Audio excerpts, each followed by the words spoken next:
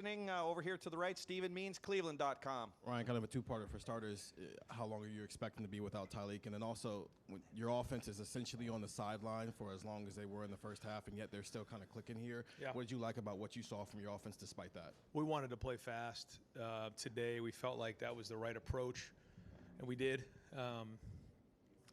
And when you do that and you're creating explosive plays, but then turn the ball over quick too, things like that can happen. That's the risk. We don't always play that way because we don't always want to put the defense in a bad position that way.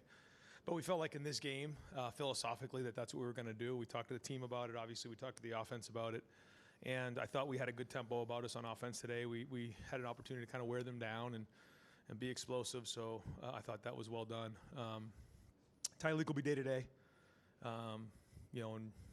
And I don't know when we'll have an update there, but he's day-to-day. Over to the left, Joey Kaufman, Columbus Dispatch. Ryan, on the kickoffs with Jaden there in the second quarter, what exactly was his issue? Yeah, I didn't really get into it, and so we put Austin in there, and I thought he did a nice job. So we'll evaluate him and see if there's any, tweak or something that happened, in the hip or whatever. But, but either way, we can't have that. I mean, that's putting our defense in a terrible situation. Having 3 out of bounds and 3 drives that start on the 35-yard line, that's completely ridiculous. So we got to get that fixed, however we do that. And you get to the point where you want to let somebody play through it, but then it's at another point we got to make a change. So I thought Austin did a nice job of stepping in there and doing a good job on kicking the ball off. Over here to the right, Tim May, Letterman Row. Yeah, Ryan, your overall view of the way your defense played today tightened up things clearly in the second half. That air raid is a real deal, it looks like. But and then number 2, your penalty, but you also had another guy tossed out of the game for, I think it was Caden Curry. How wrong did you feel in that moment with your penalty by the way they were lollygagging? You're asking a lot of questions there, Tim. And geez. I'm sorry. I don't know if that counts for 1 or 3. All right, where do we start? The defense. I felt like Marshall did a nice job with their style of play, which is +1, spreading you out with the quarterback run. As we know, there's pluses and minuses of that. The plus, you can be +1. The negative is you take a lot of shots on your quarterback. So they did a good job with that. I thought we continue to stick with it. There's still a lot of things that we're going to watch on this film that we're not going to be pleased with, just with overall execution. I know Jim's going to be that way. So the things we did well, we'll continue to enhance. The things that we didn't do well, we got to grow from. Like you said, we kept playing on it. Did do some good things, and we're not going to take any win for granted, as you see across the country. We all take these wins for granted, but there's a lot of work that gets put into them, and guys played hard out there today. They did. Again, the effort is there. The guys are playing hard, and so we got to keep building on that.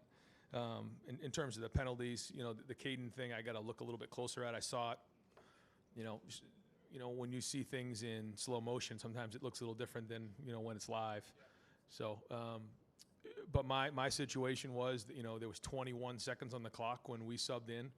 They, in my opinion, were really, really, really, really slow getting in. And so at some point, when you make a sub, around 21 seconds, you still should be able to run a play. And so we had to call timeout. I went out to the numbers. I didn't curse, but I was, raising my voice, saying that there was 21 seconds on the clock, and at some point that has to be a delay a game on the defense. I guess I yelled too loud. I'm not sure why, but that's what happened. Over to the left, Rob Aller, Columbus Dispatch. Yeah, Ryan, you had 1 carry for 2 yards in the first quarter, and then it just breaks loose. What did you like about your running game after that? Yeah, how many plays did we have in the first quarter? I don't remember. Is that 6. All it was? That's probably more. Yeah. I think what you're seeing is an identity that's slowly getting molded here where, we're explosive on the perimeter. I keep saying I don't think it was perfect, but I see our receivers blocking on the perimeter with some of these screen plays. You saw the first one to Emeka where, guys are blocking and then that thing split. You see the athleticism of some of our linemen. Josh Fryer out in space. Seth McLaughlin did a great job on that play. And then Emeka's got the home run ability. So that spreads you out this way. We took a shot early. We got to clean that up a little bit. There's some things that we can do better there, and coach it better. But we're trying to stretch the field vertically. Once you do that and you can start running the ball with the way that our running backs are running and the way the O-line's now, really growing, and I think Donovan being back in there helped a lot. And I thought the running backs ran hard. And, when you have the ability for Will to pull it, that just changes the numbers. You think back when we had Justin Fields and we had J.T. Barrett. It was just a different run game. And so I think you're starting to see that come back a little bit. I thought Chip, again, called a good game, good balance across the board. So, again, bigger challenges ahead. We're heading into conference play, but the identity's starting to build, and that running game is starting to build an identity and some confidence, I think, up front, which was needed. Ability to see the field. I'm not saying you haven't had that before, but it looks pretty special. Yeah. I thought Travion ran hard, and I thought Quinshon, and even James. James had some good. All three of them, I got to give them credit. They all have special abilities. They play well off each other. They're unselfish, which is like the biggest thing you can say about a bunch of guys. Like, they don't care who gets the credit. They're all running downhill and playing really fast. So a good group, and I think Locke's got them playing hard. Folks, we have Jordan Hancock in the back of the room for about 6 more minutes. Over to the right, Bill Rabinowitz, Columbus Dispatch. Two quick ones.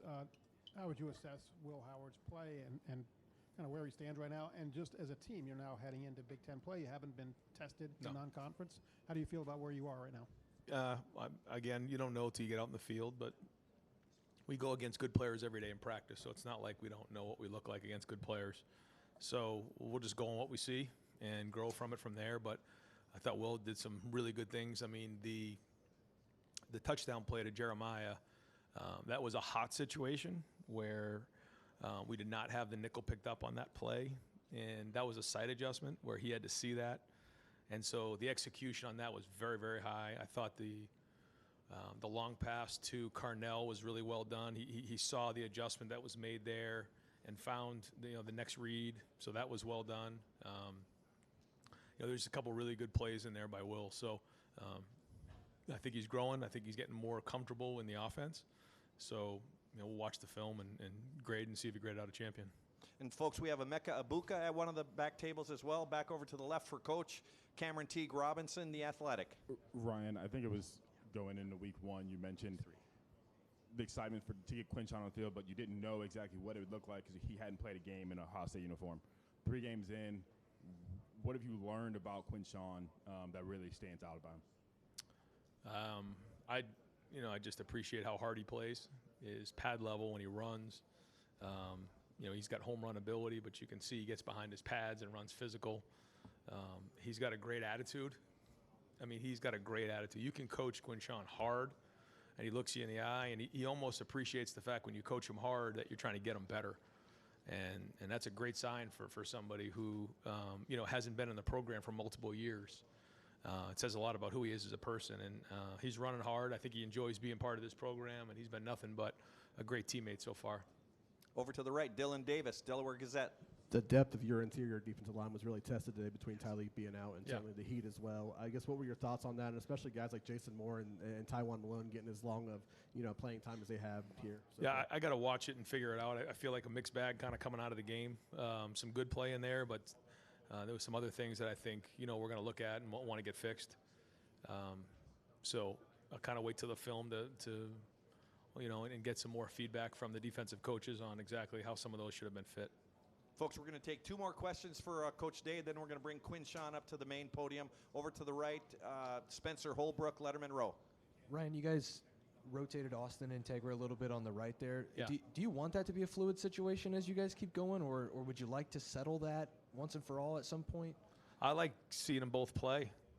Yeah, I think they both deserve to play. I think you guys saw them both play well in the first couple games. We'll see how they grade it out, and we'll keep evaluating it. But I don't think it's a bad thing to have a young guy get a little bit of a break during a game. And if we feel like it gets to the point where they're not getting into the flow of the game, then we'll keep a close eye on it. But I like getting those guys in the game and getting them reps. And final question for Coach. Over to the left, Andy Anders, 11 Warriors. Yeah, sticking with the run game, the growth you've seen on the offensive line and from the run blocking as a whole in the first few weeks. What to you has really spurned that on and gotten to the point now where you've put up the numbers you have these last 2 games? I think it's everything. I think it's Seth has done a great job of getting everybody on the same page. He's like having an NFL center in there. He is. When you go into a meeting and you say something, he's got the answer or he's going to get it fixed in game. He's talking to those guys. It's just a calming presence, I think. Then when you add Donovan in there, it's you know, it strengthened it even more, I feel like, this week.